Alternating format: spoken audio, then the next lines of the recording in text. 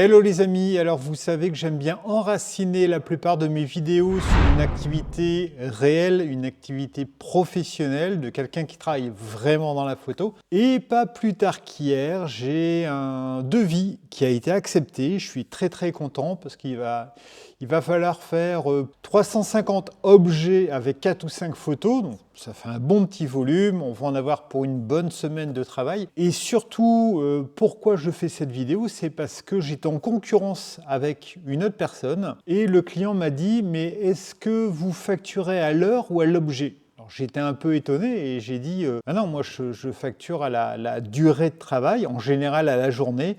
Quand il y a moins de travail, je peux facturer à la demi-journée, voire à l'heure. Et l'autre photographe facturait à l'objet. » Et donc j'étais un peu étonné et j'ai eu l'idée de vous faire cette vidéo parce que je vois souvent cette petite erreur selon moi. Encore une fois, je ne suis pas parole d'évangile, donc vous me direz si vous trouvez que c'est une erreur ou si vous trouvez que c'est hyper pertinent de faire ça.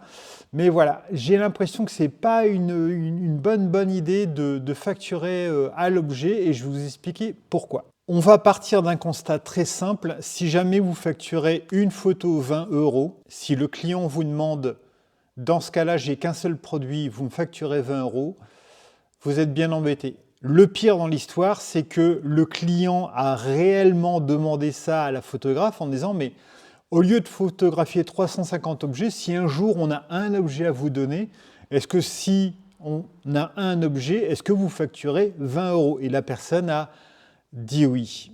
Et c'est vraiment pas la bonne idée parce que parfois vous avez l'impression d'être un bon négociateur, de bien présenter la chose en disant à votre client « regardez comme ça va être intéressant ». Et le client s'est rendu compte de lui-même que c'était pas viable. Et vous ne pouvez pas facturer un objet 20 € parce que déjà, il y a votre temps d'installation. Il y a le temps d'installer cette photo, d'installer la lumière, de faire les tests lumière, de faire la photo, de la traiter, de ranger tout le matériel. Ça va vous prendre 1 heure, 1 heure et demie pour une photo. Vous ne pouvez pas facturer 20 € la photo. Je m'appelle Pierre Mann, je suis photographe professionnel depuis plus de 20 ans et je vais essayer dans cette vidéo de vous montrer pourquoi, selon moi, le fait de facturer à la photo, c'est vraiment une mauvaise idée. Et par contre, de vous expliquer pourquoi parfois je facture à la photo, mais c'est vraiment dans un contexte très spécifique. Alors, petit 1, le piège de l'hétérogénéité des photos. J'explique simplement à mon client, parfois quand il dit « mais je ne comprends pas, il y a quelqu'un qui fait des photos à l'unité, vous travaillez à l'heure ». Et je lui dis que simplement, toutes les photos ne se valent pas. Là, ici, c'est des boîtes à bijoux. Il va y avoir des petites boîtes, des grandes boîtes. Il va y avoir des boîtes avec du métal, des boîtes avec des produits non réfléchissants. Il va y avoir des grosses boîtes avec beaucoup d'accessoirisation, des colliers, des bagues, des montres, des bagues unitaires avec juste une montre. Vous vous rendez compte que le temps de travail est différent.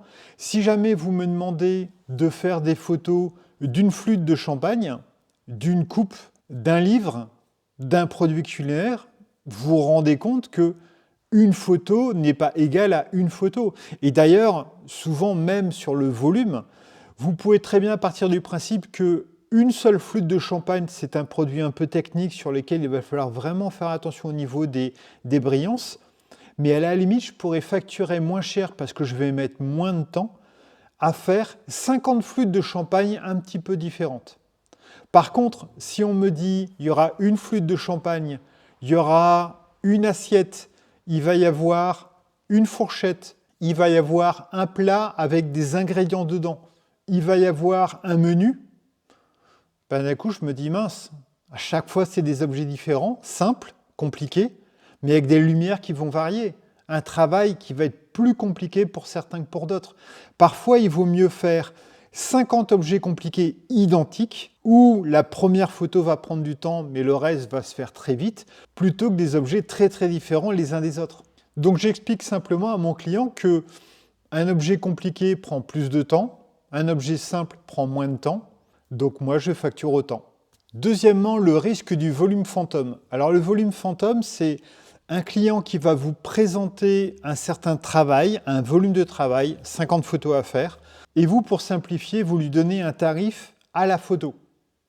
Le souci, c'est que si votre client change d'avis et vous dit Non, tout compte fait, ce sera 10 photos. D'un coup, votre marge change énormément. Parce que forcément, quand vous avez 50 photos à faire, le temps d'installation d'un set photo, le temps de chercher la lumière, le temps de ranger le set photo est noyé dans ce volume. Si d'un coup, vous avez 20 photos, 10 photos ou une photo, c'est plus du tout les mêmes marges. Là, on revient sur une notion qu'on avait évoquée dans une précédente vidéo sur le devis, une clause très importante que je mets toujours dans les devis quand il y a un certain volume, c'est de bien préciser que ce chiffre-là est pour ce volume-là. Et que si à un moment le client change le volume, dans ce cas-là, le prix va changer. Pour mon travail à l'heure, je précise bien qu'on part sur un certain volume de temps, mais que si le volume change, le devis devra s'adapter. En 3, la facturation au temps. Pour moi, c'est quelque chose de très important parce que il est très rare, sauf dans certains cas, que vous ayez un timing qui soit constant. C'est-à-dire que vous avez un objet qui va toujours être le même, que vous allez devoir photographier 50 fois, le client va toujours être satisfait et tout va bien se passer. Il y a quelque temps, j'ai fait des photos pour une start-up, une entrepreneur qui se lance et qui fait des colliers et des laisses pour chiens fabriqués main en France, donc des produits de grande qualité. Et sincèrement, je me suis fait avoir au départ parce que c'était une petite commande avec une personne qui débutait. J'estimais à 3 heures le temps. Et souvent, ce que je fais, j'ai eu la bêtise de le faire la première fois, pas la deuxième. Souvent, ce que je fais, c'est que je dis, il y en a pour 3 heures, voici le prix. Par contre, s'il y a des demi-heures supplémentaires, on rajoutera du tarif. Et sincèrement, j'avais mal estimé la spécificité des produits parce que les produits, les colliers, je pensais que j'allais pouvoir les poser. Ils allaient tenir sans souci. En fait, de 3 heures, on est parti sur 4 heures de travail parce qu'il y avait vraiment une mise en place qui était très très précise, très particulière et qui m'a fait perdre du temps. Ça, c'est vraiment une erreur que j'ai parfois quand j'ai des petits clients qui viennent et j'ai envie de faire un tarif, tout ça. Encore une fois, je vous l'ai dit, j'ai fait attention lors du deuxième shoot de lui dire ce prix-là, ce sera pour 3 heures, chaque demi-heure supplémentaire augmentera. Si jamais vous faites payer à la photo, si le client vous dit « cette photo-là, je l'aime bien, mais tout compte fait, j'aimerais qu'on change de lumière », le prix est toujours le même. Tant que la photo n'est pas validée, le prix est toujours le même. Si le client dit « ah, je ne suis pas sûr de la contre-plongée, est-ce que tu peux me faire une photo plus au niveau de l'objet ?» Vous allez perdre du temps. Vous ne facturez pas autant, vous facturez à l'objet validé. Il y a quelque temps, il y a beaucoup de temps, j'étais assistant, j'assistais à un photographe, on était en Grèce pour un catalogue allemand et on faisait les couvertures. Donc on faisait la couverture du catalogue et 2 heures plus tard, on refait une couverture de catalogue. Puis le lendemain matin, on refait une couverture de catalogue. Et je dis au photographe, je dis mais on en fait bien beaucoup des couvertures de catalogue. Il dit ouais. Et je dis mais il y aura plusieurs couvertures. Il dit ah non, il n'y en aura qu'une seule. Et je vois qu'il tire un peu la tronche. Le 3e jour, on refait des couvertures de catalogue. À un moment, je lui dis, on va en faire combien des comme ça? Il dit, c'est la cliente qui décide. Je dis, mais toi, tu t'en fiches, de toute façon, t'es payé. Il dit, non, parce que je suis payé à la couverture publiée. Et donc, la cliente profitait de ça pour lui faire 6-7 couvertures différentes, sachant qu'elle n'en paiera qu'une. Et c'est là où je me suis dit, non, on ne paye pas à la photo validée, on paye au temps de travail. J'espère que je vous ai convaincu de fonctionner à l'heure et pas à la photo. Par contre, il y a une exception.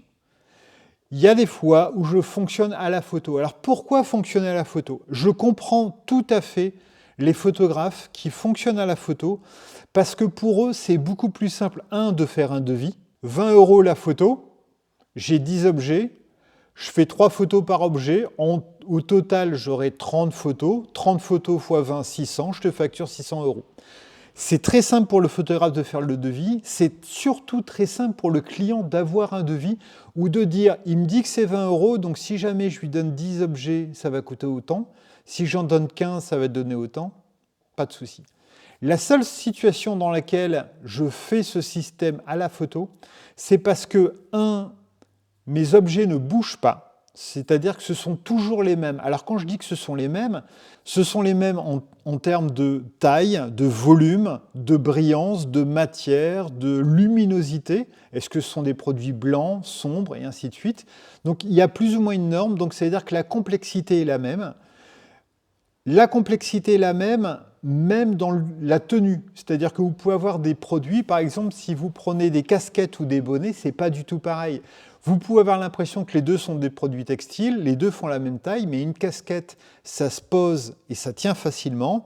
Même la tête de la casquette peut se modeler facilement. Un bonnet, c'est tout mou. Donc, il faut un renfort, donc il faut plus de travail.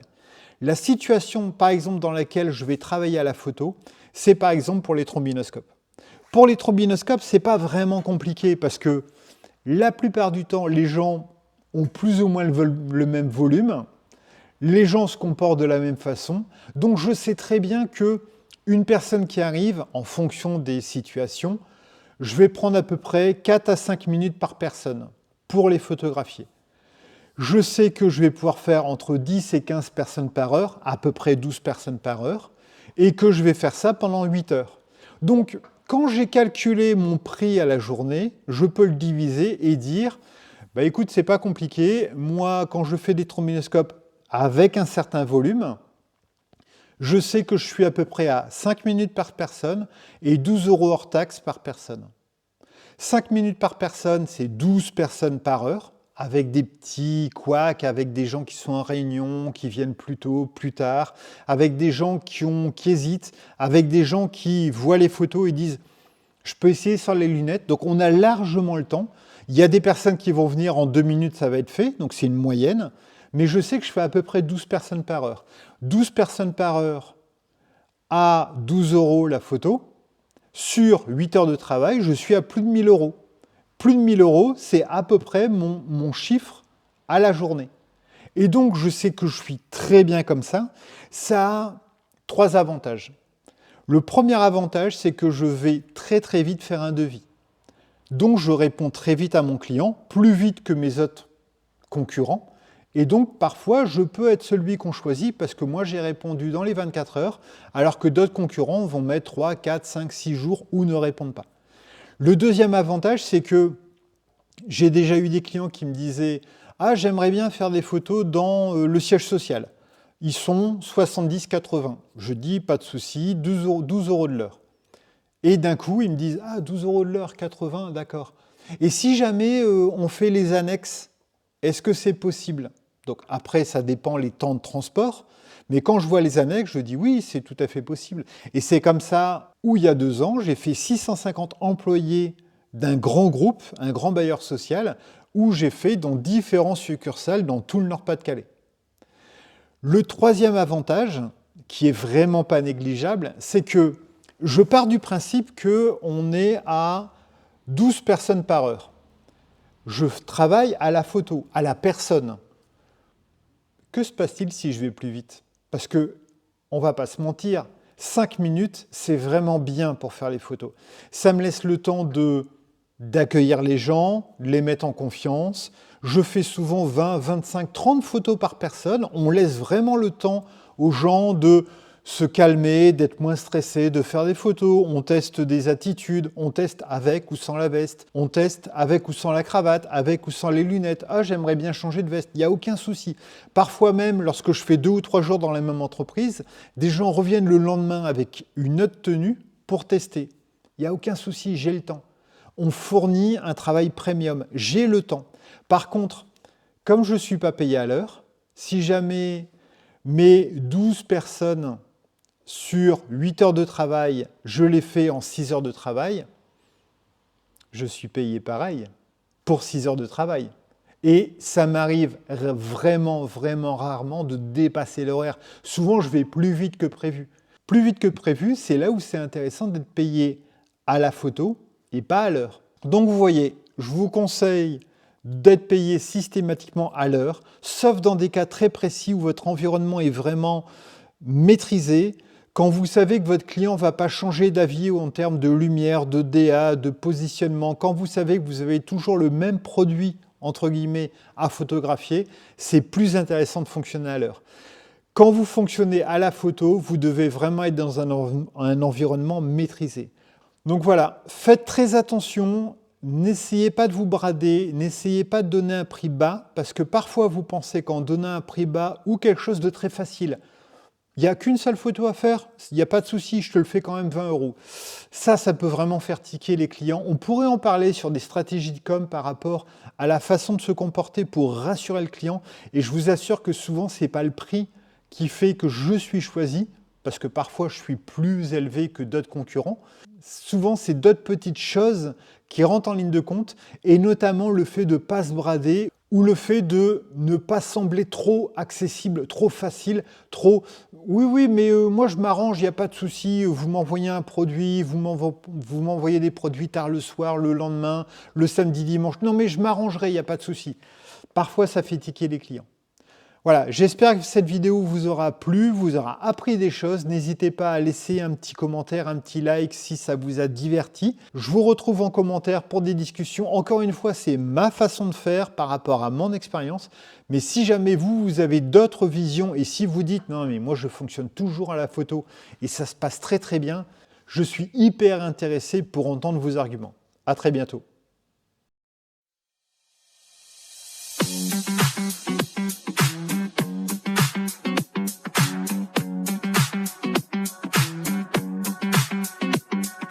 Feel the rhythm taking over, got that fire in my soul.